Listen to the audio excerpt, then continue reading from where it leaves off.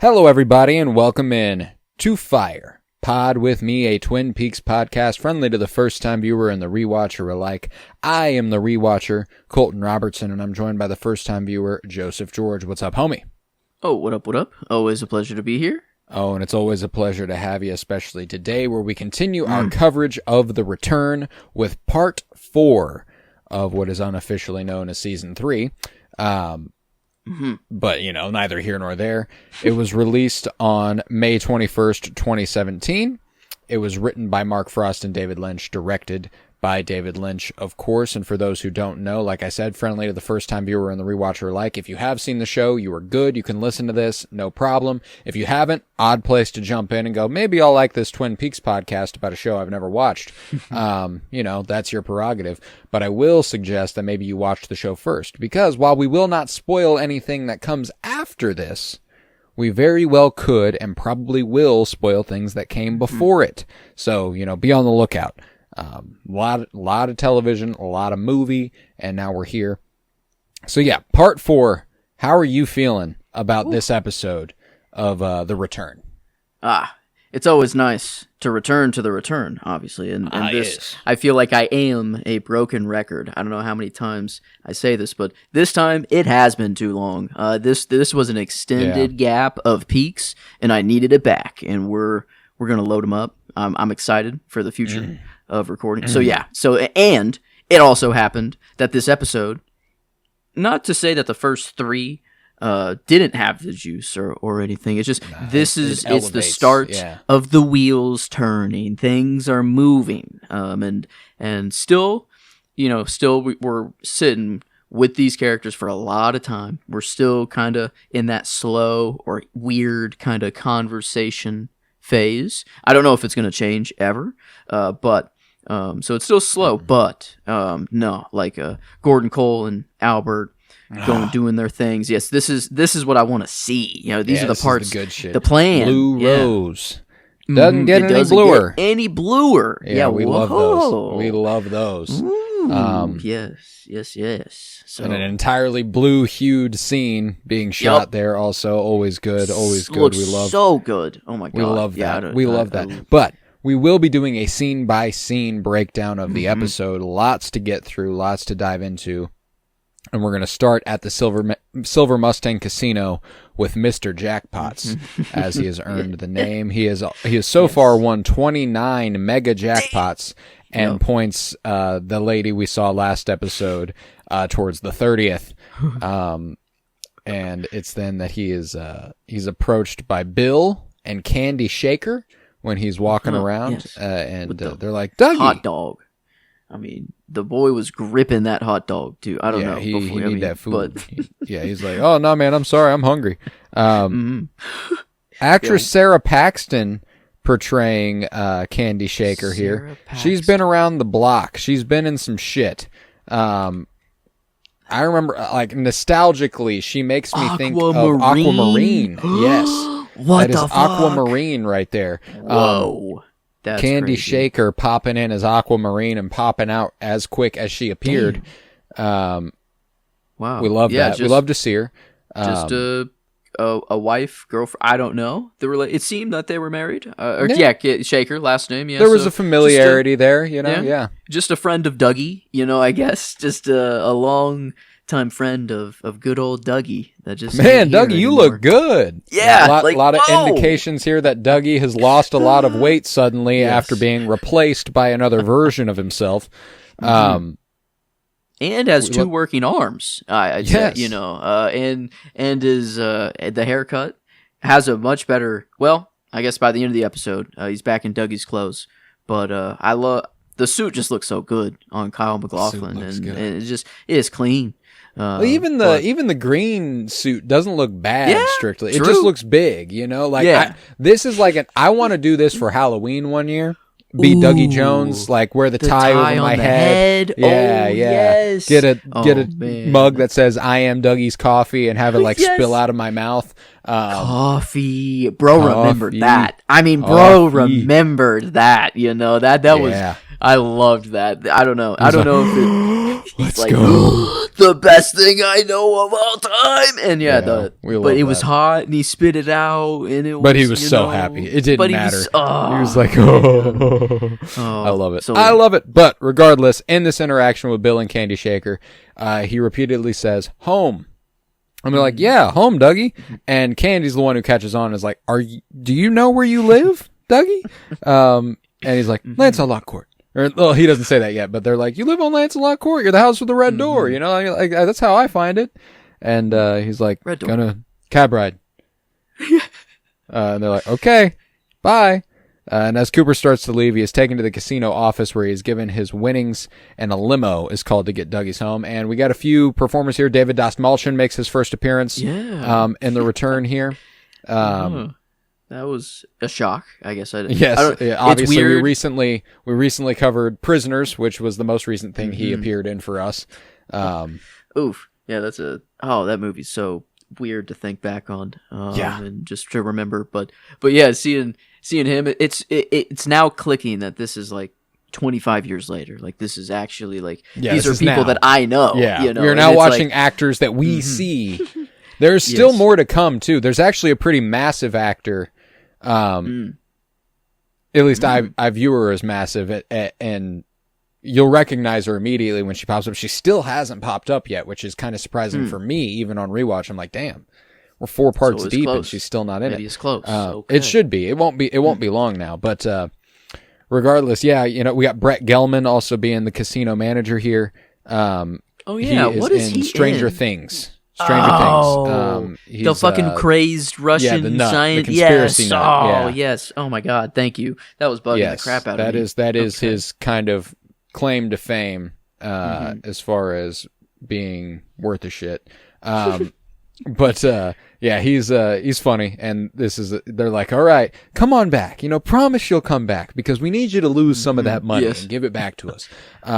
I don't know if you want him to come back for real. I mean, I think I he's don't just know why going to you keep would. taking. Yeah, like, bro hit 30 jackpots and you say, come You're back? cooked. You're losing all the money you got, brother. Oh, man. I mean. Over $400,000 in winnings? Like, fuck no, dude. That's crazy. Damn. Regardless, Cooper directs the limo driver with the details he knows about Dougie's house. He's, house with the red door, and they're like, it's kind of hard to see at night. Do you think you might be able to give me a little bit more direction? And no, we'll find it. Red door. They get there, and he just stands outside the car, and the limo driver's like, I'll wait with you here. And ultimately, it is then that Janie E. pops out, played by the magnificent Naomi Watts, who you would have most recently seen for us, coverage-wise, in King Kong. Yes, she is the woman. Yes, this is right. Obviously, we covered that a couple of years ago. It's been a long time since we covered something with Naomi Watts. But that's a childhood movie there growing up. Oh, This is she was instantly recognized. It didn't, I guess, until now, King Kong was it. But that makes oh my God. Now it's all click. It's weird. Like, all of these actors, you're actually telling me where they're coming from. Stranger Things, and now we go to King Kong, and then, I don't know, is there anyone else? Let's see, other than... There is, and I'll get there. Yes. Naomi Watts, actually, her stardom, she was shot to stardom after 2001's Mulholland Drive. David Lynch, that was kind of her breakout role. So this is kind of a big reunion for a lot of David Lynch mainstays, like Kyle MacLachlan, like Naomi Watts, and obviously the whole Twin Peaks crew. But I gotta get to Mulholland Drive now. It's so good. It's so good, dude. Regardless, Janie E. comes on out, angry, approaches and slaps Dougie. As he's been away for 3 days, she takes him inside. That means that he was already gone for 2 days when we pick up with him. Was he just with, not to, be the other woman he was with? That's how, obviously Dougie's married. Is this Dougie's kid? Is this like, I don't know if he's a stepfather. Pretty sure it's Dougie's kid. Yeah, I'm pretty sure it's Dougie's kid. Yeah. So, bad look for Dougie. Dougie, not a great guy. I guess Vegas, it's just a different world over there. What was it, 3 days over there in that house with no furniture at all? Just chill. I gotta guess he was bouncing around. Yeah, I don't think so. Yeah, so What was Dougie? Dougie seems like he's been mixed up in other things, you know. Yeah, they got a bounty to pay. I guess. On his head. So, yeah, like they're like, we can pay them off now, and you're like, oh my god, what for? Regardless, she takes him inside, angry with him until she discovers the money from the casino, which she states can be used to pay off their debts.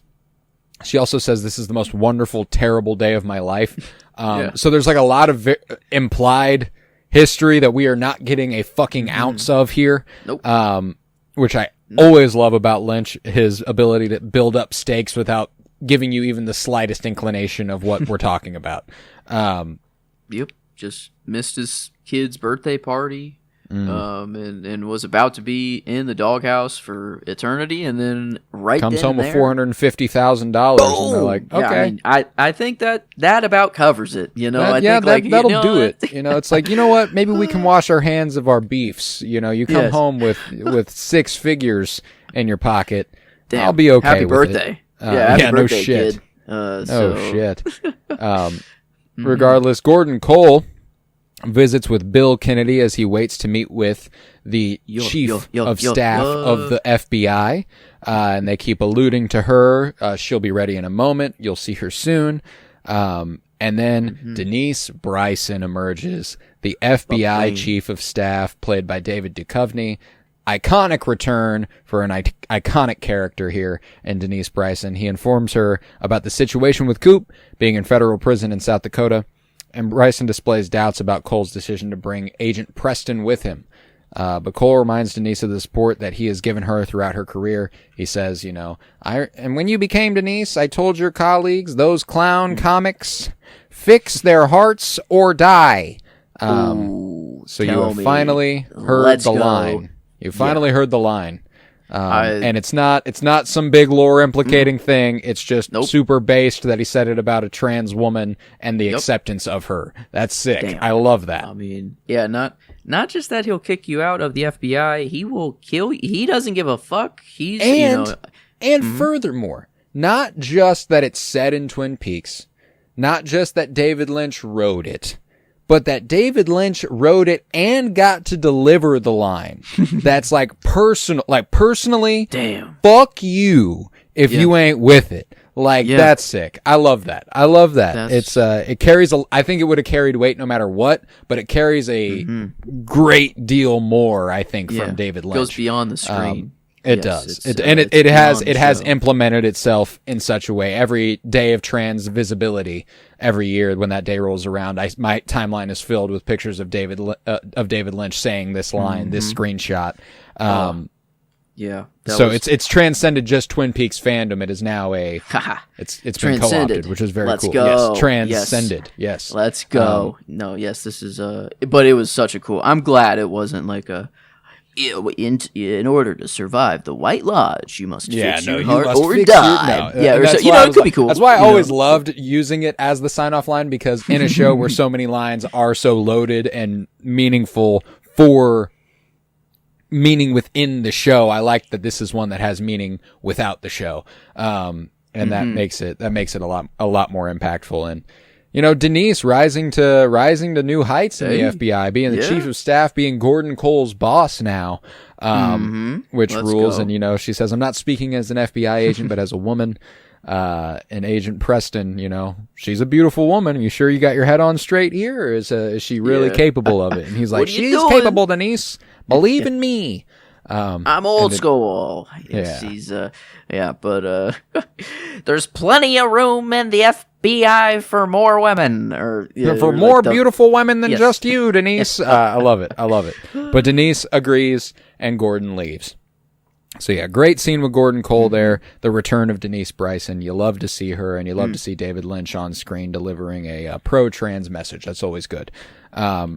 Regardless, Lucy talks on the phone with Sheriff Frank Truman about the thermostat. And she's looking at a photo the whole time. Have you taken a good look at this photo? Oh no. The photo in her office that's of her, Andy, and their son. Oh, yeah, I saw it, but then I did not make out Wally whatsoever. It was very. I saw Lucy and Andy, but no, yeah, I didn't. Well, if you look at that photo closer, it is so fucking funnily photoshopped. Like, it is so bad. Okay, yes, I did notice the kid, Wally, looked like he was just fucking pasted on there with no it is Michael composition. Cera's face pasted onto a small child, which is so fucking funny. Oh man, yes, But regardless, I need to see it now. she's talking to Frank on the phone, Sheriff Truman, about the thermostat and how she doesn't really understand how it works. You know, if we came in earlier, would it be the same temperature, or does it turn off at night? What do we do? How does this work? They lose connection, and Truman is forced to walk into the station without warning Lucy, who does not understand cell phones. Yes. Unfortunate job for her to have when she doesn't understand cell phones. And now you're meeting Frank Truman. Yes. Hello. The doppelganger, maybe. I don't know. As it were. Yeah. But new guy. Yes. Where would I know him from? Let's see. Robert Forster's been around the block. This is just a really consistently working actor who I probably couldn't just point to something and go, oh, this is where you know him from. You've certainly seen him in stuff, though. Like, he's been around the block. He's been around a long time, and he's very, very good at what he does. But a wonderful add to the cast in lieu of Michael Ontking's exit or staying in retirement, I suppose. I guess so. This Sheriff Truman was fishing in the mountains. Yes, he was. He's just ill, I guess. The other is just Harry. ill. Harry is sick. Yes. That is the idea. Sick enough to keep him from continuing his duties as sheriff. Dang. But we got a cool new. I mean, he. Not to say that Truman, my Truman that I know, didn't fit the bill before. This guy is the stereotypical sheriff. This is fucking Sheriff Truman. He's right a sheriff. here, Yeah, this guy. Yeah, I don't know. I got my man's dual wielding revolvers under that jacket. You know what I'm saying? Does he actually have two? I didn't even know. I didn't. I wouldn't doubt it. I wouldn't doubt it. But yeah, he's cool. I'm liking him. Not any big bad ad, vibes, I guess. Big ad. No, not at all. Very, very cool character. And he's from the Truman family. You trust the Trumans. You know if he's Harry's brother. Yes. You know, that's true. Yeah, that was. If he's Harry's brother, he's probably pretty fucking cool. Yeah, but and they both want to be sheriffs. You know. Exactly. They're both named Harry Truman. The implication here is that Frank went on to do other things, and Harry got sick. And then Frank probably came back and became sheriff, which is, that's another little bit of a cool. Dang. That's a good dude. Frank's a good guy. You love the Trumans. We roll with them. But Sheriff Frank Truman walks in, scaring Lucy, falling backwards out of her chair. Oh, Punky. Andy walks up and comforts Lucy like, you're so good at everything else at your job. That's why it's so strange that you just can't get this. Yeah, it's happened multiple times, I guess. So yes, this isn't. I mean, she does not know how cell phones work.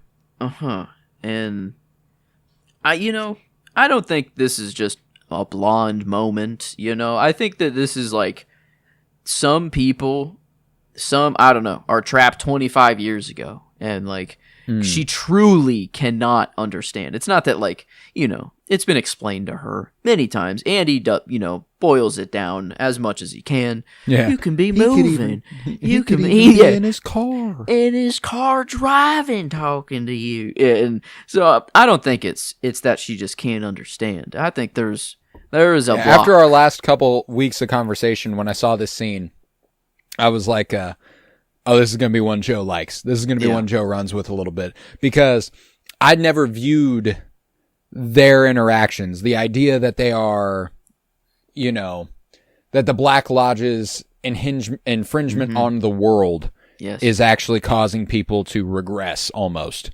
And the idea that these two, there are certain things about them that might be stuck. It's interesting. I really like the take. I don't entirely agree with it, but I appreciate that perspective. It enlivened the scene for me in a new way, because there's even this lingering. Whenever we linger on Lucy at the end of the scene, there is this weird dread about it. It's not just Oh, that was strange. She's confounded It's- why she can't understand it. Yeah, You know, it's sad. Yeah, it's it is like sad. I don't know. It is sad. It was, it's not just for the show. Like it felt, and maybe an in-universe description or explanation of why our Truman is sick is that he was the closest one to Coop in that town. So I mean, he's down for the count. Log lady, I don't know, maybe, not doing particularly well there. Yeah, yeah, I guess, but maybe that's just old age. I don't know, or just the happenstance of real life. But then, yeah, like the people in the office, they're, I guess the only people that we know. Hawk, I guess, is seemingly, less affected. I'd say. Yeah, he doesn't seem. He seems actually better than ever, which is yeah, interesting for him. The white, yeah. So I mean, he's chilling. You know who also seems better than ever? A lad we haven't seen in the show yet that we're going to be seeing pretty soon.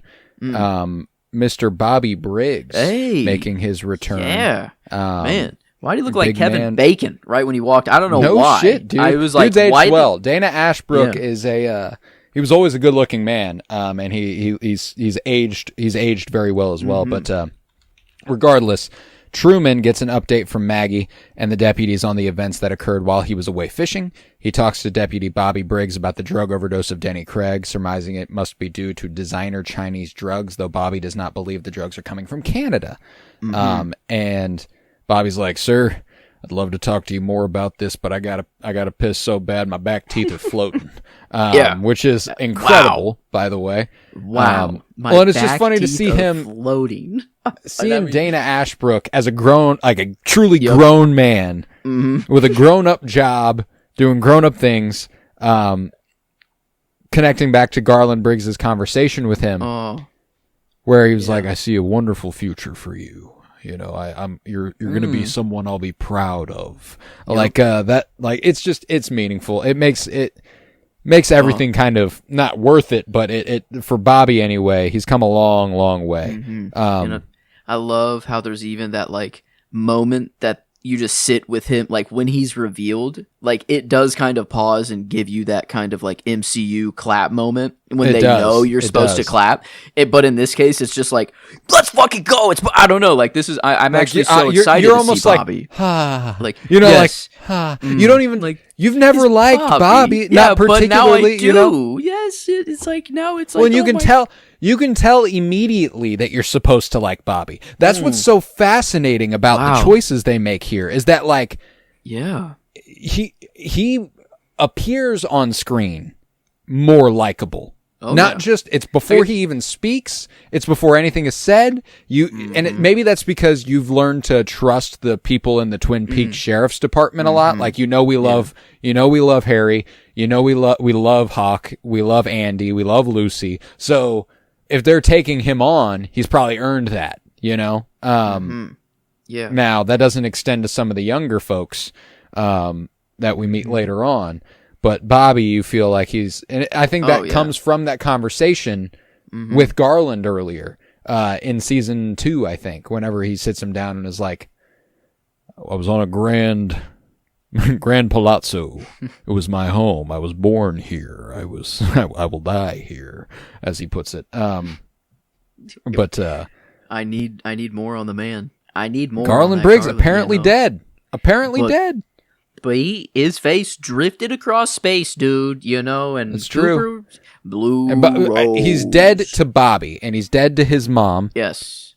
So that, like, there's a certain otherworldliness to his, he's just in a different plane. He's just in the waiting room or, White Lodge or Black Lodge. I'd hope the White Lodge. I hope Homie is actually the general of the White Lodge. He is in there. He's directing traffic. Yup, and that message. He's like, all right, just remind Coop of Blue Rose. I guess Rose, I still, I don't know. And I think a weird thought that crossed my mind is it actually literal, like a blue rose, and in the sense that like I remember in Batman Begins, get the blue flower, take it up to the top, and then it turned out to be some hallucinogenic, kind of thing? And is that how like normal people can access the waiting room in Black Lodge and such? Is like you smoke the blue rose and boom, you're actually in. You don't need to be Coop, or I don't know. I guess once you're in, you're in. I don't know how I don't know how that works. I guess, but no, it was the first time like I thought of the blue rose as something literal instead of just metaphorical or like a code word for something. But yeah, this can't get any bluer is the thing I keep coming back to now. Yeah, it's like it doesn't get any stranger. It doesn't get any weirder. It doesn't get any So, but you've got an apt understanding of what the blue rose means to the FBI. If it means something more to the lodges, as it were, that is yet to be revealed. But when it comes to the FBI, it really is just a blue rose is unnatural. It doesn't make sense. Therefore, that's what we're dealing with. But it don't get any bluer. I'll tell you that much. It don't, as Gordon Cole says later on. But Truman meets with Hawk about the message from Margaret's log with Deputy Chad Broxford present. This is the gentleman who you immediately are just like, fuck this guy. Yeah. Fuck Chad. Sucks. Yeah. This guy sucks. And at least the sheriff's holding it down and not letting them suck too bad. But man, why you gotta hate on Andy and Lucy? You know, what the fuck? What do they do to you? Like, you all worked it. I don't know. I don't like them. Everyone else in the office seems chill. The like other analysts. The dispatch lady? I like her. Chill. And the gents, maybe. I don't know how to read. I haven't gotten the interaction. The guy, Jesse, who walks in and is like, he stands there for a second and stares at the sheriff, and you're like, what the fuck is this guy about to say? Then he's like, there's a guy outside. Says his name is Wally Brando. Like that guy, you're like, for a second, you don't know how you feel about him. You still don't really, but there's a weird Lynchian vibe about him. Regardless, Chad's just a fucking douchebag. Chad sucks. Interrupting the dispatch woman too to like answer for her, Dickhead. and Dickhead. No. Yeah. So fuck Chad, and aptly named Chad. But Chad. Sorry to all the Chads. I know a good Chad. I know a good Chad. I do. I don't know any other good Chads though. I can't say I know. I only knew one very stereotypical Chad, and wow. I'm sorry. Yes, I'm sorry, Chads. I don't have a good representative for you, but Chad I know is not douchey in the sense that most Chads are douchey. The Chad I know is innocently douchey because he's an older millennial, and they're just victims of being their age. Yep. You're like, you're born at a weird time. You're born at a time where you're just kind of like that, aren't you? Bacon humor thing, mustache stuff. Remember that? Yeah. Remember all that? Like the stereotypical stupid bullshit that they thought was funny. I mean, we might have been born in an even weirder time, but I think we bounced back. I don't know. I think we made a return. We made a return. And then Gen Alpha was like, what if we killed it all? What if we threw it all away?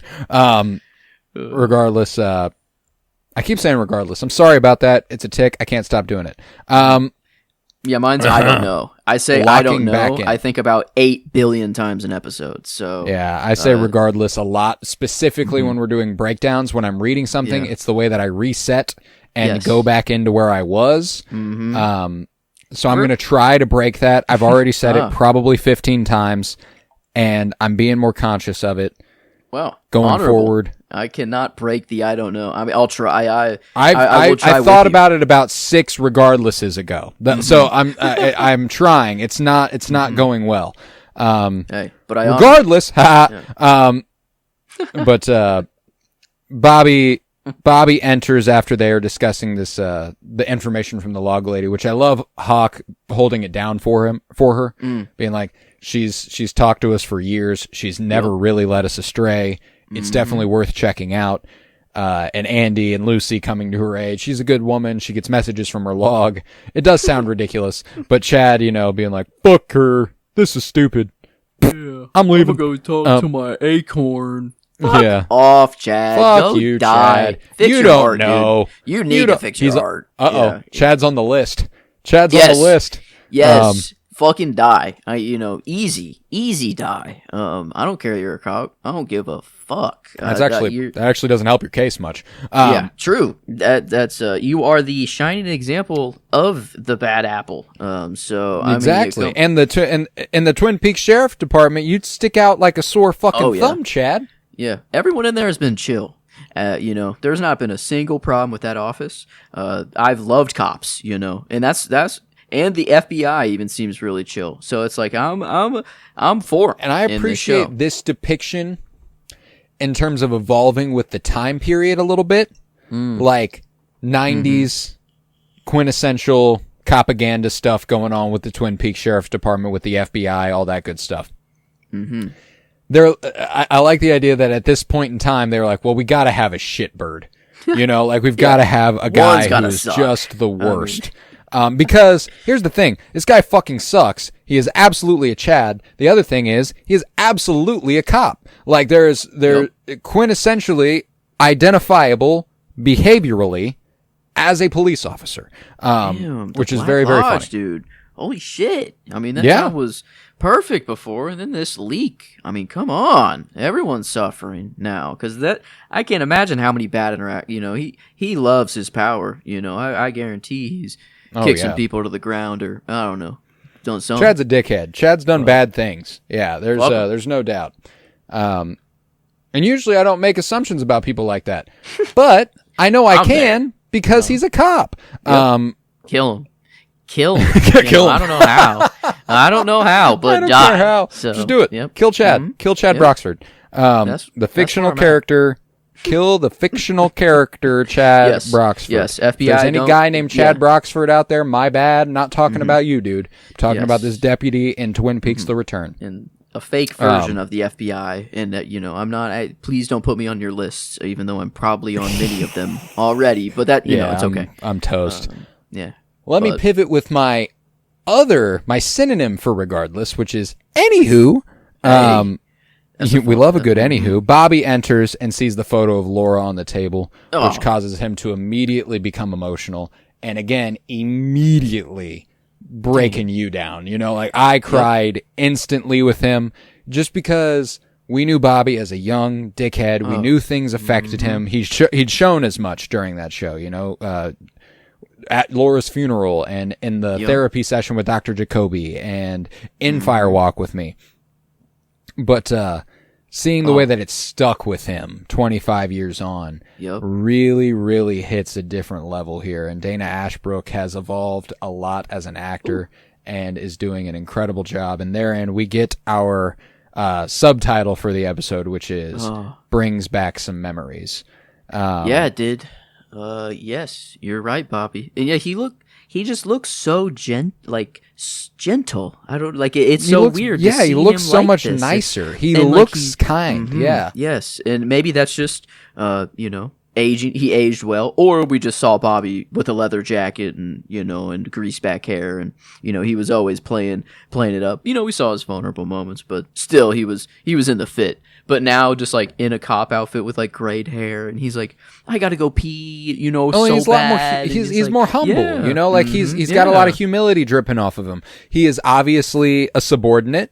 He's obviously listening. He's obviously taking orders and running with them. It's not like he's like, no, I know what's best and I'm going to do And what's even more interesting about that again is that there's not much evidence of that. It's all kind of implicit. It's all just kind of, you get it from the moment you see him, you can kind of feel it. And I don't know how that's possible. It's really impressively the done. Doppelganger. I get it now. Yes, it's Bobby and Chad, and Bobby's the white-haired version, and he's great a little bit, and Chad's the fucking if Bobby stayed the way he was and became a cop. Yes, this is but Chad needs a seemingly a theme that only one can exist at a given time, or Bobby and Chad to spread the mind juice. I don't know, but one has to die of Coop and whatever. So Chad, easy go. That you got to go. So Bobby can. I don't really think they're actual doppelgangers. I get that's not a That's not for yeah, real. I get what you're saying, but the idea of it, the two sides of the same coin sort of thing. Yes. I get where you're coming from, and I love that this scene. They're like, Special Agent Dale Cooper. That's what this is all kind of concerning, and he's like, Coop, cool. That's the last guy that saw my dad alive. Yeah. And Truman and Hawk are like, what? And he's like, yeah, no, they went and they talked for a little bit. Don't know what about, but next day my dad died in a fire. Damn. Yeah, what? Okay. You went through it, Bob. I mean, just and while he's thinking of Laura too, like he's in just such a vulnerable state right now, and the fact that he gets all the way through this interaction, they all talk, they all leave the room, and then he keeps crying. Oh, yes, chef's kiss. Even fucking his dad's incredible death choice. Can't take his mind away from Laura. Like seeing, it was incredible. I mean, just thinking about that period, because man. Here's the thing. Yeah, that picture is quintessential. That is the photo. But think about this period of time in his life, which is the roughly 4-month period where he lost his girlfriend, killed a guy, got caught up in a coke ring, witnessed killed a guy, witnessed a would-be murder in Leo Johnson. True. Yeah. Ended up having to take care of the guy there too. Leo was about to murder him with an axe. So I mean, holy fuck, Bobby. Yeah, has to tend to a rich madman who thinks he's a Confederate general in the Civil War. Yeah. And then his dad dies like a couple weeks later. You know what I'm saying? Like damn. Yeah, this brutal stretch of time for Bobby Briggs. So this photo of Laura, it's a lot. It's a lot bundled up right there. You know, like we're rocking with all of these emotions, this very vibrant, specific period of his life where things went bad, like real bad. And it's all personified by that photo. Bluer maybe in the sense of fucking sad. Yeah, that's Bobby's blue rose. But man, this is man, I didn't really think of Bobby's life, all summed up like that. But it was it's a rough not go even that long of a time, especially given Bobby's dad's death. Garland dying does heighten it for him compared to a few other characters in Twin Peaks. Man, but we then see Deputy Jesse Holcomb enter, stand there for a second, and announces the arrival of Wally Brando. Incredible name. Wow. This is Andy and Lucy's son. He's here. He's outside. The Brennans excitedly leave, and Holcomb says Wally intends to pay his respects to the sheriff. And Frank Truman's like, okay. Now, Michael Cera gets to do a Marlon Brando in the Wild One impression. That's that's all he's doing. It is a Marlon Brando role from a movie that already exists. Okay, I just haven't seen the Wild One, I guess, but I thought this was just purely Michael Cera. You're my Godfather. He even throws out the word Godfather at one point, which I think is just another little nod. Harry is his Godfather. Yeah, the Harry we know is his Godfather. Yes, you know your brother is my Godfather, and there's a lot that's awesome. So Michael Cera shot one night. Like one night, this is the only scene he's in. Pops in, pops out. Got to shoot one night, one scene. They wrapped this up in like an hour and a half, and that was that. Wow. Oh my God. He met David Lynch because they went to the same transcendental meditation facility. What? And David Lynch's like assistant at the time was like what? Oh yeah, transcendental meditation. Big advocate for transcendental meditation. Say Lynch. That 5 times fast. Yeah, it's a lot. It's a lot of words in my mouth, a lot of syllables. And David Lynch's assistant at the time was like, "Here's would you be willing to meditate with David Lynch sometime?" And Michael Cera was like, am I fucking stupid? Yeah, of course I'm willing to meditate with David Lynch at some point. Didn't hear from him for a couple months, got hit up. They went back to David Lynch's house, and they just meditated at David Lynch's house for a while. Wow. And Michael Cera regarded it as one of the highlights of his life. And then a couple months later, gets a call. Is like, got a role for you if you're interested. Michael Cera was like, well, of course I'm fucking interested. And that was that. That's an option in life that you can meditate with David Lynch. I didn't even think of, what that. I didn't even know he was into that, or like, it makes sense now that I'm hearing it. Completely.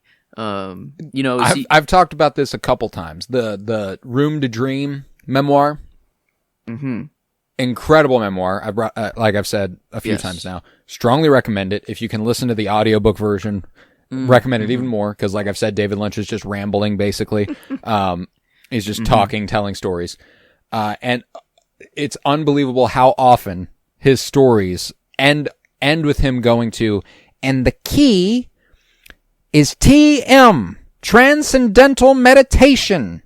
Oh. If you can, you bury yourself in the sea of creativity. You sink, it descends. He's doing this whole thing where he's like, it changed his life for the better. And Laura Dern was big on transcendental meditation as well, and is even. Michael Cera obviously is. It's a big movement in Hollywood. But yeah, the amount of times he would go, and as he would say, Maharishi Mahesh Yogi, the guy who basically created transcendental meditation, he was like homies with him and was like, he figured it out. He knows what it is. He's so connected. Homie is just, wow. The more I learn about David Lynch, it is just, goddamn. How can he not be an absolute all-timer? His Holiness Maharishi Mahesh Yogi. Yeah, it's so good. The key. Regardless. Wow. Damn it. Fuck. Hey, it's okay. You're doing great. I mean, that was the first one since I brought it up. So that was what, 15 minutes ago? That's good. That's a good stretch. Yeah. But Wally does this whole bit about how he's been traveling this great land of ours, and it's been a blessing. And he also wanted to return to tell his parents that they could turn his room into a study as they've wanted. These wonderful people, who are my parents. Yeah, these wonderful people that are. Oh my god, the way he talk, the Marlon Brando is so. It makes so much more sense now. Oh, it's so spot on. Wally Brando. Yeah. Wow. I mean, what a one and done to come in and just boom. His life's on the road. He's fucking James to the max. He's what May James the road rise up to meet your wheels. Oh, damn. And him be like, that's a wonderful turn of phrase. Yeah, a turn of phrase. God. I fucking love it. That's a very moving turn of phrase. That's going to be his mantra as transcendental that's what he's going to, as he rides to his next location. Yeah. I don't know. That might be too long, I feel like. TM. I need to transcendental meditation. Is it that you have one mantra that you always return to, or is it like different depending on the situation? Is it transcendental meditation is a little different than your average meditation. I looked into it obviously very heavily as someone who is greatly endeared to David Lynch. And there's not strictly mantras. Like, it's not the typical, you sit there and you just, you try to, it's like any other meditation in the sense that you're trying to clear your head, but you're not trying to clear your head. You're just accepting that thoughts will float in and you're letting them float out. You let them escape. You don't try to empty your head. You try to not hold on to anything. You know, you think of something, you don't latch onto that thought and let thoughts spiral from it. Something enters your head, it exits your head, and something else enters your head, and that's that. I've never had the pleasure of experiencing the sort of thing David Lynch. I've never transcended as he that, and there are a lot of people who insist, and I'm not one to turn it down. Wow. I don't think that it's. I don't not believe, because I don't know. All I know is that I know nothing. That sort of thing. And man. This is the way that David Lynch describes it is like, it's like the floor drops out from under you and then you're like floating, and that's what it feels like. And you are, God. And I'm like, I've got to figure it out. But the other thing is that it's not like, it's usually guided by a professional. It's not just something you can like look up online how to do, which is the part that feels scammy. But If they freedom of insist information. that it works, and a lot of people who specifically one guy who I generally very trust, insists that it is the key, and I mean the key for everything. Yeah. If there is a way to heal the world of all issues, according to David Lynch, as he was, it's TM, transcendental meditation. Wow. I mean, there's been 2 times in my life, I'd say, that the floor dropped below me, that I felt like I was elsewhere. One, when I was on my deathbed and I actually came out of my body. That wasn't, can't forget that one. Then, actually very recently, at Trenton's wedding, I legitimately took the Sinners, Let the Generations Flow very seriously. Yeah, right. Whenever I'm not gonna lie, I was more intoxicated than I planned on the dance floor, and I just took that idea so seriously, and I've never danced like that in my life. I don't know, ever, and I just felt so comfortable around everyone. And it's it was just incredibly freeing. It's yes, incredibly I just freeing. let the motions go. I didn't even think of what my arms were just doing it, and allow the music to dictate it. Yes, but my brain, let my thoughts do the same. That's a crazy heightened version of that. And it's difficult because I've gotten I don't meditate nearly as frequently as I should like to. And I've been meaning to get more disciplined with it. Like Trenton, as you were saying at his wedding,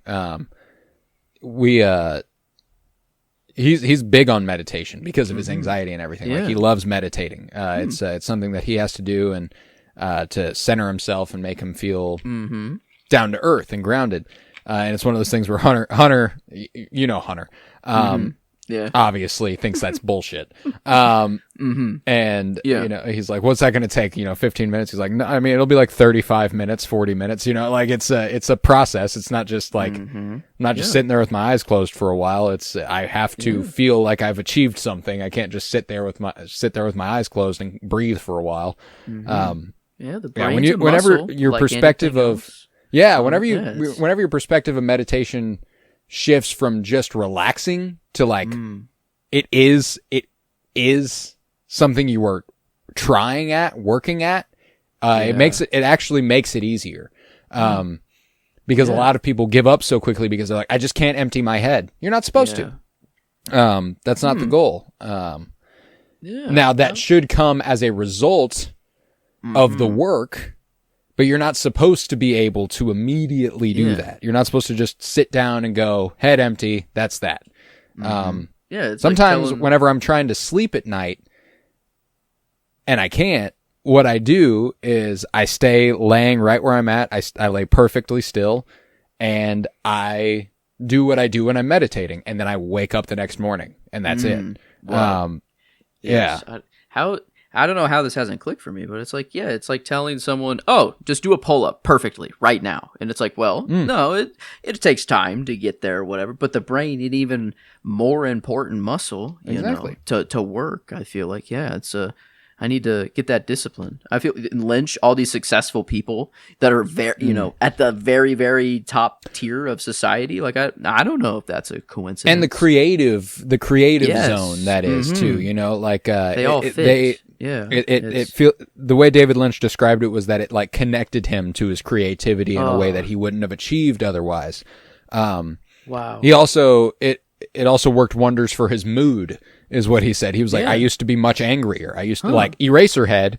Shortly after Eraserhead is when he discovered transcendental meditation. Wow. Or during Eraserhead, even while he was producing that. So whenever we talked about that a few weeks ago on the Sentimentalists, and you can tell it's from the perspective of an embittered young man who's kind of mad at the world.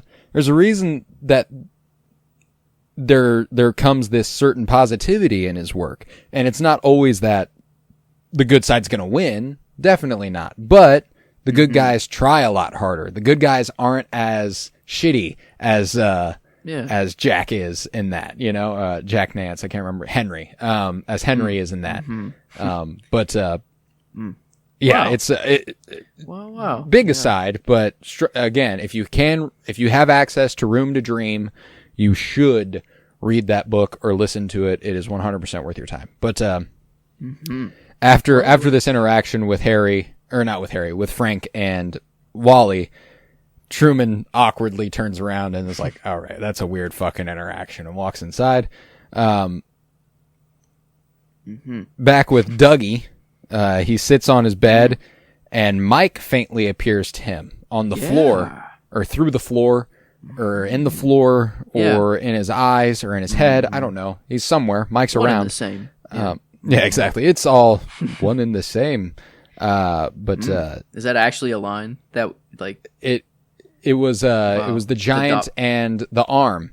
They say I think it was the finale. The giant. I think the giant says one and the same. Wow. Oh yeah. my gosh. I'm not even meaning to. I didn't even mean. I didn't even mean to do it. Yeah, maybe just a common phrase, but man, no, this is this show. What I swear, it has a way. Phrase. It has a way. Yeah. It does. It do. But Mike appears and says that he was tricked, and holds up a small golden orb. Yeah. Okay, understand that one. Yeah. I was tricked. Okay. Holds up a little gold ball and then is like, one of you must die. Damn.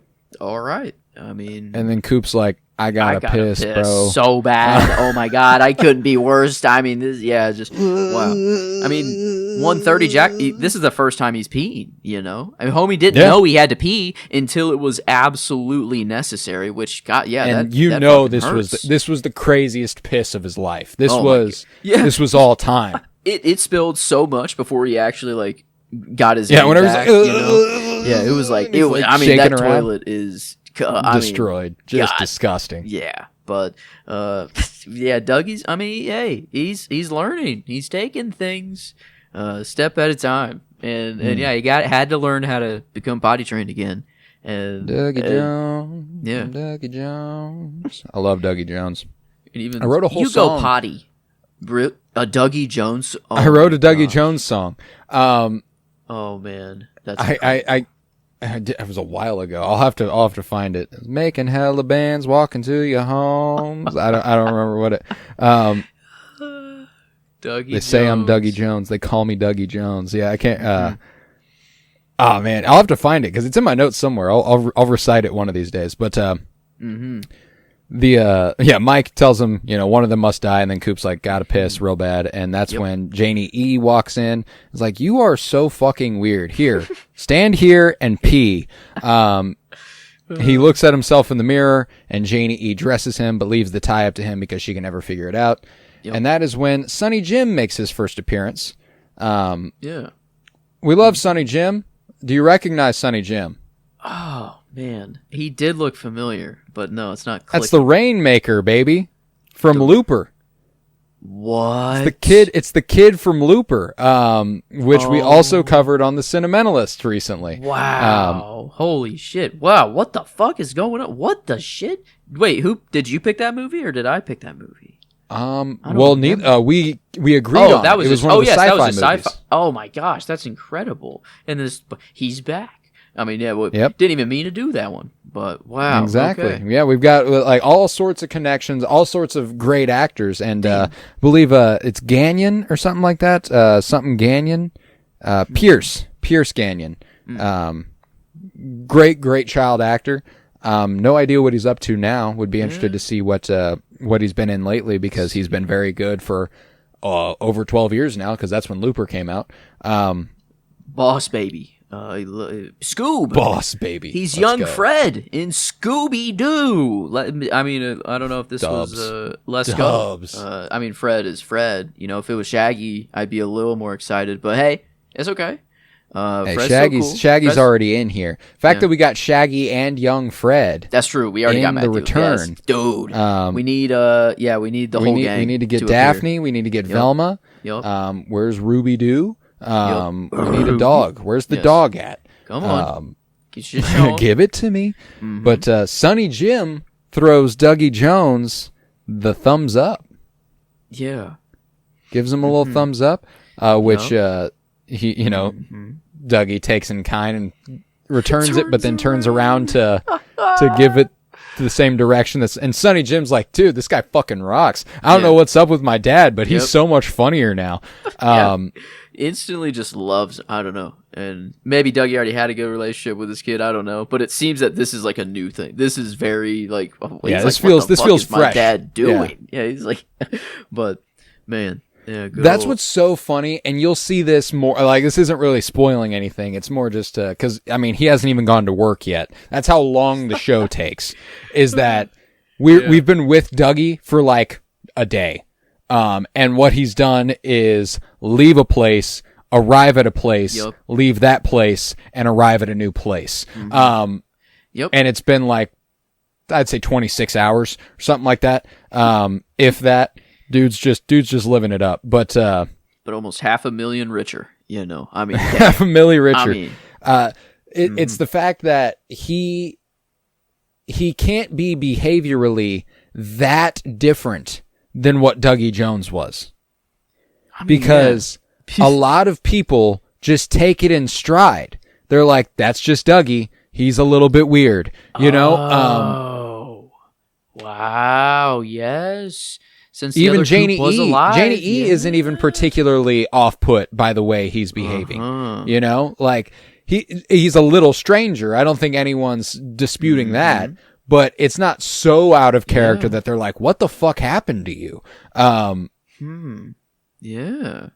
There's a very eerie feeling, you know, but no, it is like not that far away from normal. Yeah, and it's like I think I don't know if this doppelganger, you know, thing is true. We have Dougie and Mr. C in the world at the same time. Mr. C seems to be the one taking all the brain bandwidth, you know, or he's taking all the juice. So I mean, he's getting to work. So maybe Dougie is just like, I don't know. Not quite like this, but I don't know. Yeah, definitely. Doesn't seem like he would be far off. Yeah. Oh, he just needed to keep him alive. Holy fuck. And just keep him in. Yeah, it's. I mean, Mr. C's plan. It's all got to come together at some point. I mean, it's all got to come for together. 25 years, bro's been cooking. So I mean, yes, this. Yeah. So long. Yeah, love that. Love it. But with Dougie's tie over his head, he goes to the breakfast table where Sonny Jim helps him sit down and eat his pancakes. Janie E brings him some coffee, and he is enamored. Let's go. He takes a big fucking gulp, far bigger than you should of a fresh cup of coffee, and he spits it out due to the heat, but grins, saying, "Hi." Yeah. It might just be his great, you know, hello, won him all the money. I don't know. Hi, is it? Just the greetings, man. Just man, this he's awoken. I think, you know, this is what's gonna bring the memories back. Coop's memory. He's a coffee lover, but also Dougie. You know, this is Dougie's coffee. You don't have that mug if you're not a coffee lover. This is well, and that's the thing is, it was Dougie a copy of a copy. You know, like, if Mr. C is the copy. Yeah, if Mr. C is the copy and Mr. C then constructed Dougie, yes. It would have that sort of like, it's fading a little bit. It's not, but there's still the essence there. You know? It's the instincts. It's you know, it's just the pure instincts. And one of Coop's undeniable instincts is his love for coffee. And it's like you can't shake it. Coffee. Yeah, we love that. We love that. But back in South Dakota, Constance Talbot shows Chief Boyd and Detective Mackley the results of the male John Doe found in Ruth Davenport's apartment. The body with no head. The body with Ruth Davenport's head, I suppose I should say. But she has blocked access to the victim's identity and records because they require military authorization. All right, Mr. C, using your FBI computer that you plugged into the, you know, doing your little dilly-dallying. You know, that's... I feel like it is either that or maybe there is some greater military cover-up that's going on. I don't know. But it feels, at least this is why Mr. C carries around that briefcase while he's still got his FBI profile. So I feel like that's true. Is that military though? That doesn't? I don't know. It's not military strictly. Military, which is strange. But you know, what access has he gained? Like, what is he able to do with an FBI? FBI access? Yeah, he makes Is it he look able like to the place military. military restrictions? Yeah, and it's even go further off his trail is they actually think it's the army, and I don't know, not some random FBI agent. I don't, but yeah, it feels like this is a Mr. C thing though, is what I was thinking whenever I saw it, but because Garland. Gonzo, Garland's not killing people. He's not covering shit up. That's like the only military connection that we have so far. But yeah, that laptop's been getting to work. I feel like over these, he's been using his FBI clearance for a whole lot of shit. Whole bunch of shit. Yeah, stuff's not looking good. Not looking good generally. For the good guys, as it were. But Cole will then arrive in South Dakota with agents Preston and Rosenfield, and they are greeted by two FBI agents, one driving them to the prison where Cooper's doppelganger is being held. They are presented with the contents found in his truck, which are cocaine, a machine gun, and a dog leg. Yeah, what the fuck? Was there a dog death earlier in the show? There's Scooby. Oh, fuck. No. He's dead. they killed Scoob. Mr. C's got to go. I mean, he already had to go. He was already on the list. He was already on the shit list, buddy. But you killed Ruby? No, now you're done. Your time is you're up. You're gonzo, fucko. Get the fuck out of get back in the, I don't know, not even the Black Lodge. A dog leg. Crazy. And I love Albert. Hasn't changed his ways particularly. Shows up in a backwater town like Buckhorn and is like, this place sucks dick. Yeah. I hate it. We're not anywhere near Mount Rushmore. I brought you a picture. I brought a picture. Yeah, it's like, woke up on the wrong side of the bed this morning, did we? The Cossacks are in Russia. Or yeah, what is car sick? Yeah, she gets car sick. Yeah, the Cossacks are in Russia, Albert. Oh my god. Garsick!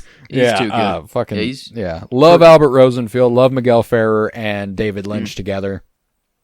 And the fact that we get to ride with these two as partners is just a pleasure. I love that.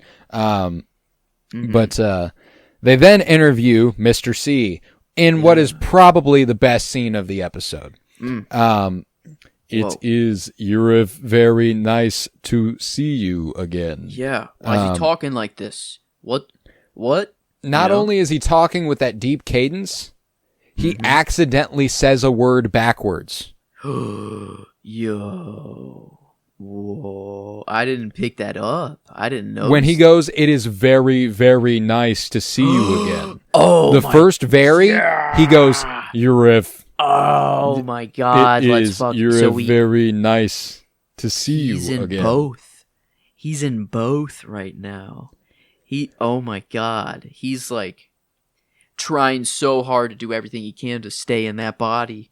I feel like it's so unnatural to be like what is going on. The two of them, yes, and this is why you're very nice to see you again. And I love whatever they're doing to his voice. It's so eerie and it's so good. And Kyle MacLachlan getting to do all of this in one episode. Yeah, like come on, dude. Getting to play the whimsy and the naivete of Dougie Jones and then get to do the sinister thing with Mr. C. Holy shit, does it just absolutely fucking rail. I love him. And it's so funny because Kyle MacLachlan, I know you're not on social media a lot, and you're definitely not looking into a lot of Twin Peaks stuff because you want to avoid spoilers. Yes. Kyle MacLachlan is very funny online. He's carved out a very specific niche for himself, which is kind of one of the girls, which is very funny.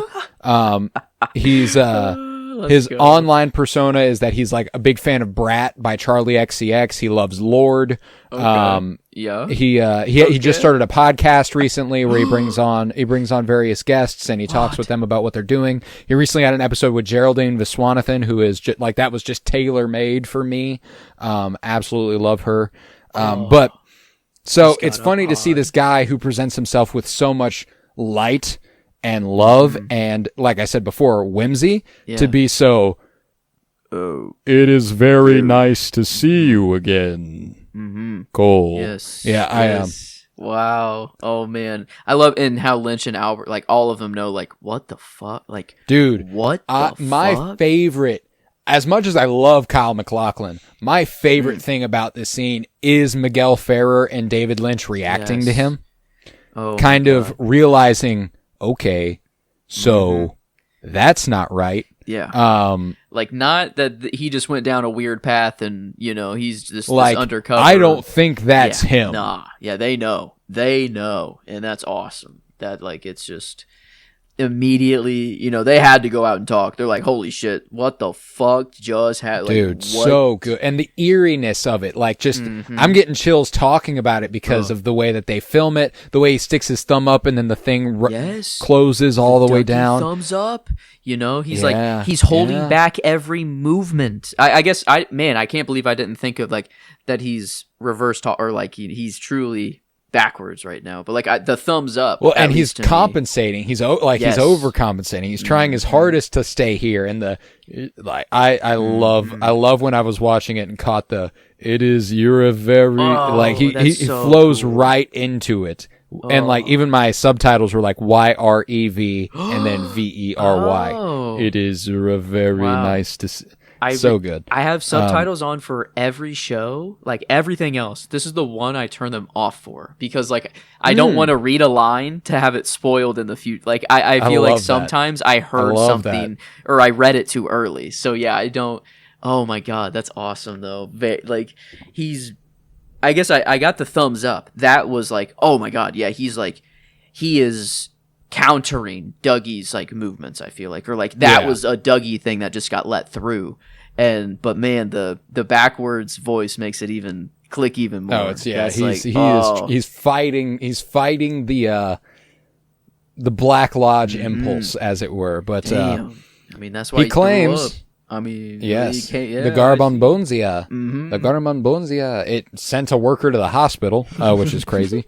They're testing that in the lab. Smelling, being directly in the line of fire of what is pain and despair made physical is quite wild. Harry Truman was right there, right at the fucking portal, or whatever the fuck that's called. Prolonged exposure to Garbanbonzia may be what did Harry Truman ill. Yeah, but Mr. C says he has been working undercover with Philip Jeffries since his disappearance. Yes. And that he was on his way to inform Cole about their activities when he had his car accident. So, not only is Mr. C trying really hard to make it seem like he isn't from the Black Lodge with the You're a Very thing, but he's trying this, for me, is him grasping at straws. Yes. He's like, I need to appear as an FBI agent. How do I appear FBI in front of the actual FBI? I was I happened to be on my way to inform you when this happened. Yeah. Thank God, or what's her name that they brought along? Tammy. Tammy. Yeah, like, Albert and Cole didn't really catch that he was like, oh, like she's the one that comes in and is like, yeah, he was headed the other direction. He was like, not heading towards Philadelphia. And but like I don't think they believed him in the first. They were like, okay, I don't think they're too smart for that. What the fuck they're too smart to have believed him, but I do think that they could be giving him the benefit of the doubt anyway. Yes, because it is just Coop. Yeah, and that's what Mr. C I think is hoping for. He's like, please, just like I know I look like him. I'm gonna mention one name. Like he'll have. They'll believe that he has his reasons for lying at a certain point. But because I think he even says as much. Like, is there a point when he says like, "I need you to trust me" or something? And Cole's like, "Yeah, of course," or he says something like, "I'll be out in short order." It shouldn't be long to get this cleared up. Yeah. And Gordon Cole's like, "Yeah, no, it shouldn't." And then they leave, and he's like, "Fucking hold on to that guy. Give him his private phone call, and I want to hear all about it."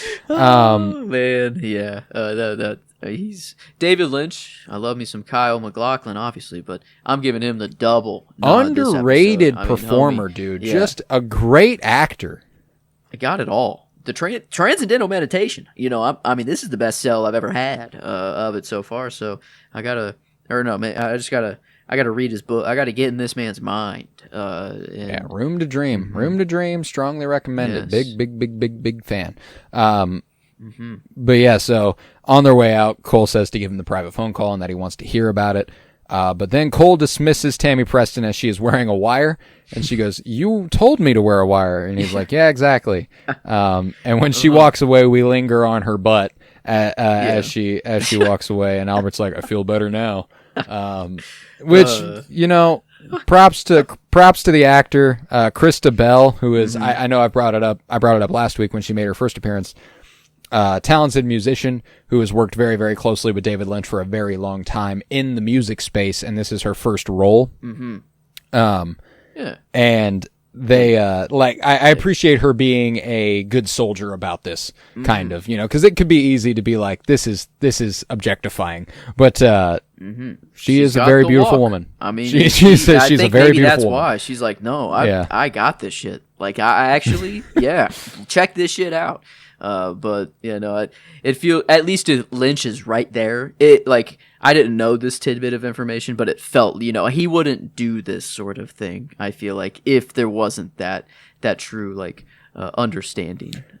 There's also this is even more okay on a rewatch. Like, Tammy Preston is given a lot, and so far she's only been given bits and pieces where she's like, kind of there, and everyone's like, well, is it just because she's hot? And David Lynch, Gordon Cole has insisted it's not just because she's hot, which I do think kind of extends into the real world. True. With Krista Bell not having ever acted and being like an important piece of the puzzle with David Lynch and Miguel Ferrer, and kind of being like, is it just because she's hot? And him being like, no, I believe in her. Like, she's good at this. And she is. She's great at it so far. I really enjoy Krista Bell as Tammy Preston. But Albert admits to Cole that he authorized Jeffries to give Cooper information about their man in Colombia several years ago. And he goes, they've been missing for years. Yeah, this was years ago. He says that after Phillips said Cooper needed the information urgently, a week after Albert did this, the man was killed. Yeah. And he's like, Albert. Albert. And like, just the like devastation in his voice, like the betrayal he's feeling. And he's like, there's something weird going on, man. There's something strange in the air, man. Yep. They then discuss the meeting with Cooper, feeling that something is wrong. And they admit to each other that they do not understand the situation. And again, that lingering, weird Lynchian dialogue where he's going, I don't understand the situation at all. Do you understand the situation at all, Albert? Yeah. I do not understand the situation. Oh. Blue rose. Yeah. Doesn't get any bluer. Man, what a scene. Then he goes, there's only one person we can talk to about this. One person we get to confirm this. Do you know where she is? And Albert says, I know where she drinks. Okay, so and we cut to the Roadhouse. Yes. We cut to the Roadhouse where Au Revoir Simone plays Lark. Great song. So long. So long ago.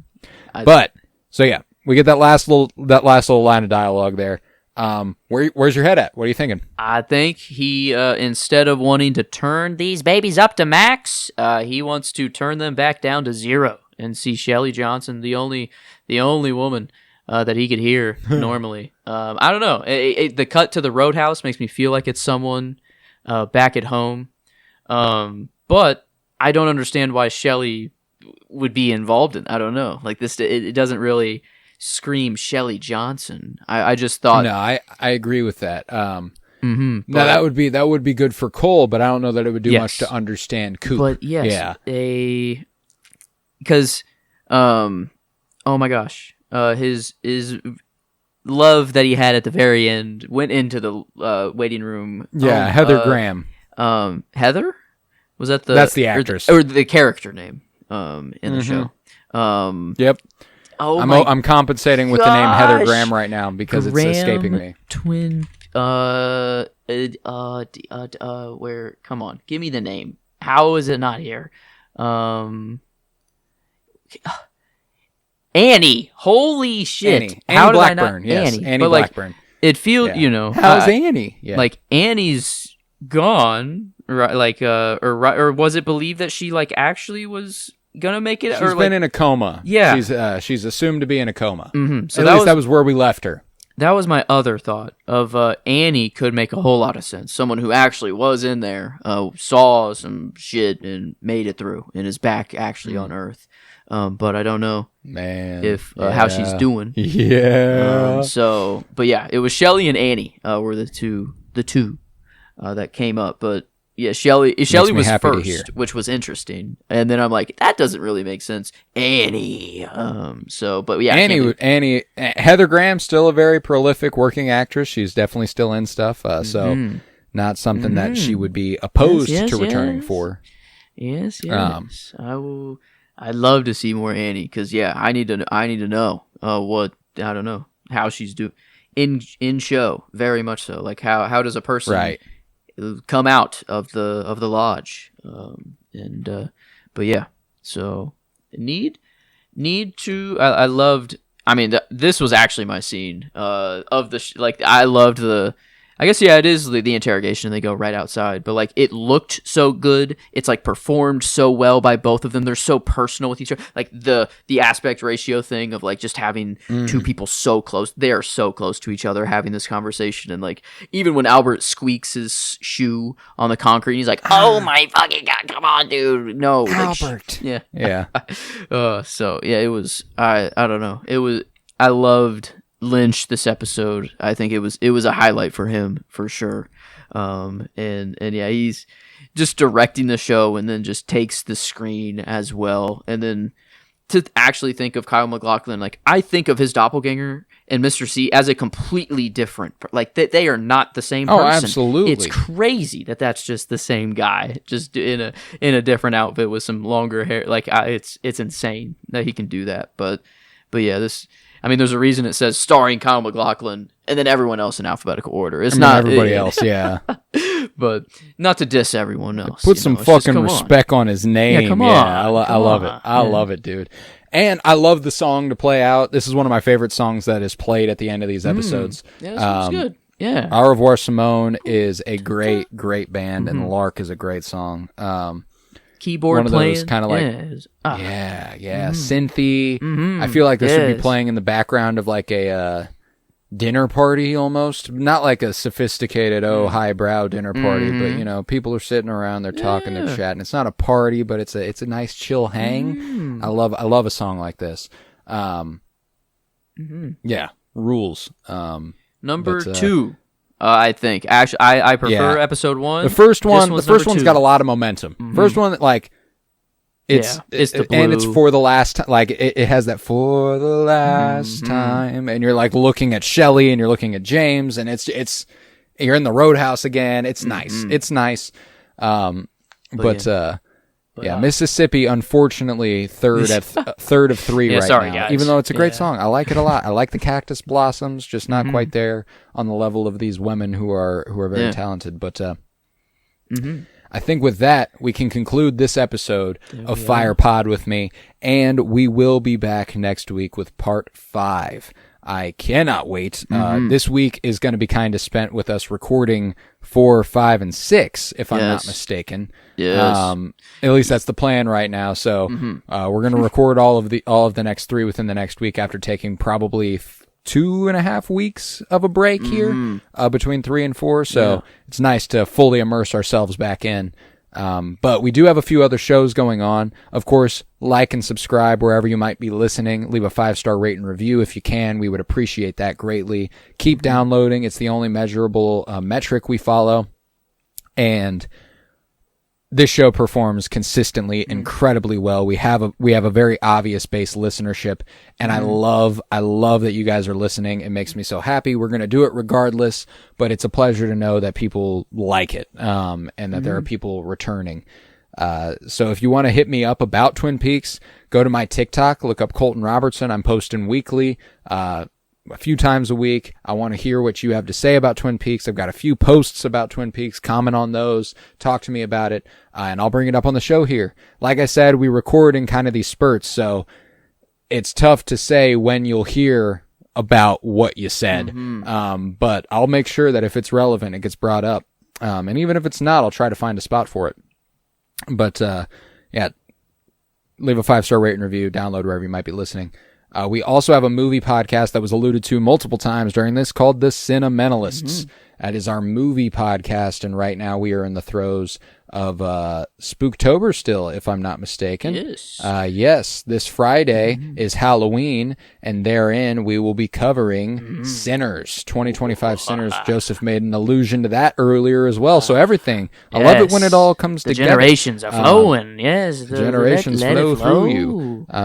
Let it flow. But yeah, Sinners, incredible movie from earlier this year, and couldn't have found a better Halloween movie to discuss after a great Spooktober project all month long where we covered Eraserhead and Invasion of the Body Snatchers, Bram Stoker's Dracula, and A Nightmare on Elm Street. Great little slate there. And not only that, but this week we actually do have a Geek With Me episode. The last Geek With Me episode probably for a little bit, probably until December. But we could get one in November. I don't want to rule it out, but definitely for the foreseeable future, this is the only one we have planned. Frankenstein's Monster. It's a comic book version of Frankenstein's Monster. We are doing a draft format where we're drafting 15 elements of characters and building one mega character, a Frankenstein's Monster, if you will. And it will consist of one mask/head, one suit, one color scheme, one power set, one vehicle, one home base, 3 accessories, and then 6 free spaces. Kind of anything goes in those 6 free spaces. So there's a lot of structure. There's a lot of room to go with it. It's a lot of fun. I can't wait to do that. I'm super excited for that. I've been thinking about it a little bit more ever since we nailed down some rules, and it's gonna be a lot of fun. So got that to look forward to on Geek With Me this Wednesday. A lot of Halloween stuff, and then November. Ooh-wee. I can't wait to discuss what we're going to be doing in November for like the Cinementalists and stuff. So you got to check that out on Halloween. Look at our Sinners episode. We'll have it there for you. But yeah, with that, I think we can conclude this. I was Colton Robertson. I was joined by Joseph George. Thank you very much, homie. Oh, thank you for having me. It's always a pleasure to be here, homie. Oh, and it's always a pleasure to have you. And with that, I'll sign off with the line you finally get. Fix your hearts or die.